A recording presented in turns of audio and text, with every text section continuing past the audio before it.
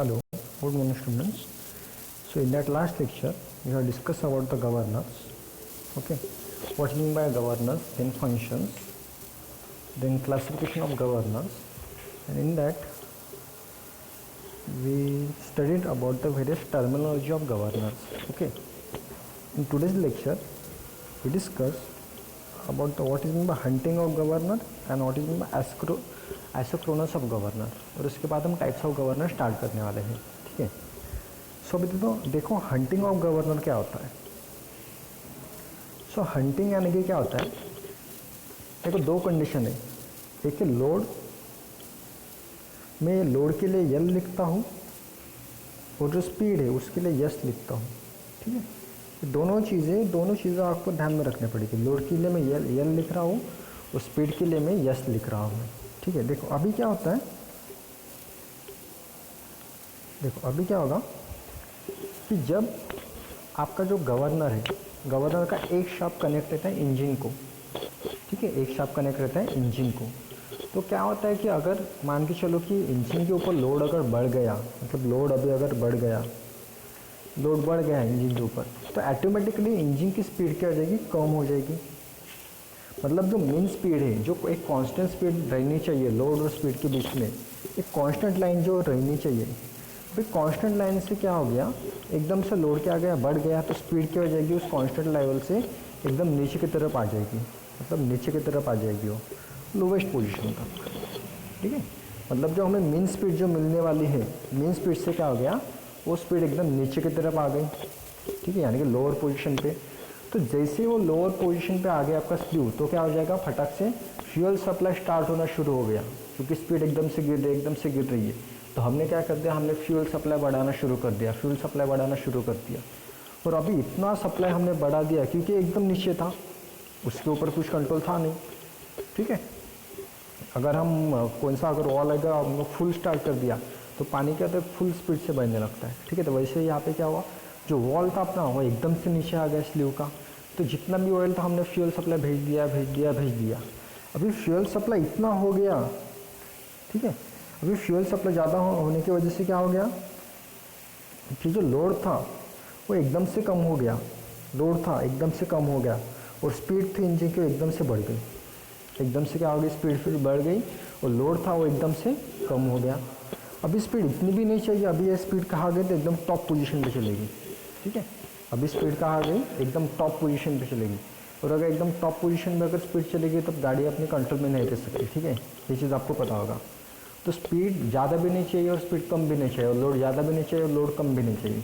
तो इन दोनों के बीच जो फ्लक्चुएशन हो रहा है लोएस्ट पोजीशन और हाईएस्ट पोजीशन में, मेन स्पीड की वजह से जो फ्लक्चुएशन जो हो रहा है, यहाँ पे देखो कंटिन्यूस फ्लक्चुएशन हो रहा है, कंटिन्यूस फ्लक्चुएशन ऑफ स्पीड के बीच में हो रहा है.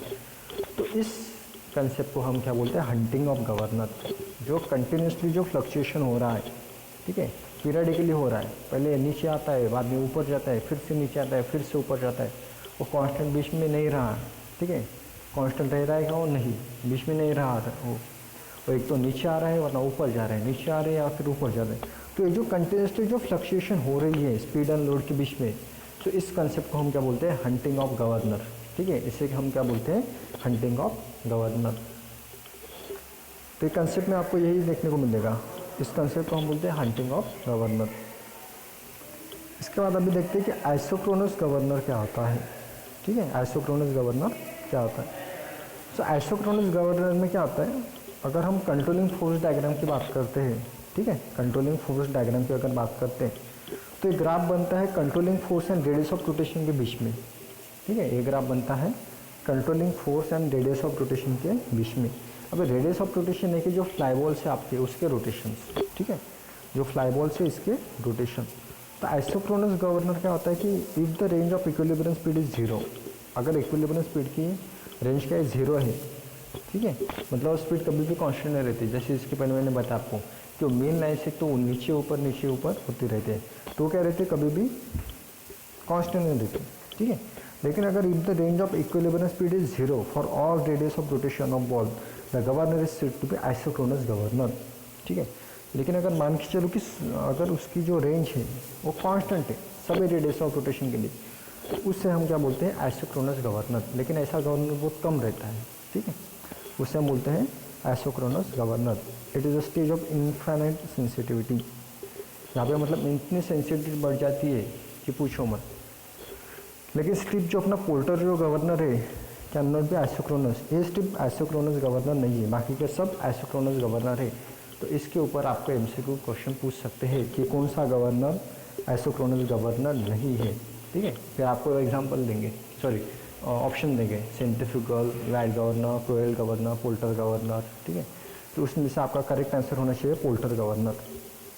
ये गवर्नर आइसोक्रोनस गवर्नर नहीं है, यानी कि इसकी जो स्पीड है वो कभी भी इक्विलिब्रियम नहीं रहती है, इसकी स्पीड हमेशा फ्लक्चुएट होती रहती है ऊपर नीचे, ठीक है, लोड की वजह से। तो इसे हम बोलते हैं आइसोक्रोनस गवर्नर, ठीक है। इसके बाद नेक्स्ट टॉपिक है आपका सेंट्रीफ्यूगल गवर्नर। यहाँ से अपने टाइप्स ऑफ गवर्नर शुरू हो गए, ठीक है, यहाँ से अपने टाइप्स ऑफ गवर्नर शुरू हो गए। सबसे पहले अभी हम पढ़ने वाले हैं सेंट्रीफ्यूगल गवर्नर, ठीक है। उसके बाद हम इसके सब टाइप्स भी पढ़ने वाले हैं। तो आज हम स्टार्ट करने वाले हैं टाइप्स ऑफ गवर्नर का first topic, that is centrifugal governor. तो देखते हैं सेंट्रीफ्यूगल गवर्नर क्या होता है। तो इसका प्रिंसिपल क्या है, तो इसका प्रिंसिपल है force of the rotating balls. इसका मेन फोर्स डिपेंड रहता है इसके रोटेटिंग बॉल्स के ऊपर, ठीक है। जो दो साइड में जो बॉल्स रहते हैं जो रोटेट होते रहते हैं उसके ऊपर इसका फोर्स टोटली डिपेंड रहता है। It work on the principle of balancing centrifugal, और सेंट्रीफ्यूगल फोर्स को क्या करता है, बैलेंस भी करने का काम करता है, ठीक है। तो ये मेन प्रिंसिपल है इसका। इसके ऊपर भी आप क्वेश्चन पूछ सकते हैं कि कौन से प्रिंसिपल के ऊपर वर्क करता है। इसके बाद इसका एडवांटेजेस है easy to balance revolving parts, ये रिवॉल्विंग पार्ट्स को हम इजीली इससे बैलेंस कर सकते हैं। इसके बाद इसके लिमिटेशंस है slow responses and less sensitive.